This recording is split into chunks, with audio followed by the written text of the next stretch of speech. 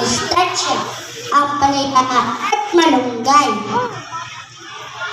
Pagkain pampasigla, hindi nakukuha sa lasa, kundi sa sustansya, katulad na lang ng gulay na ampalaya.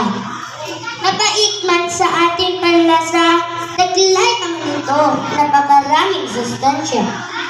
Ang lasa ay isang tabi, sapagkat sa pagkain nito ay sadyang namamabuti.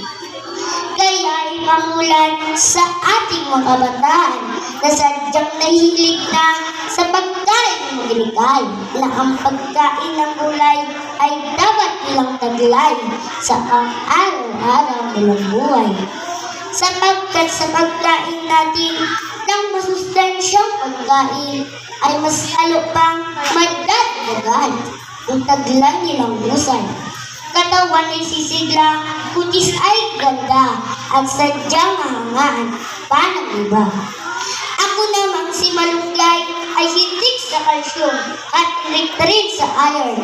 Ang aking mga dahon ay kapatibay ng mundo. Kaya nararapat na ako'y kainin upang lalong lumakas at tumibay ang ating katawan.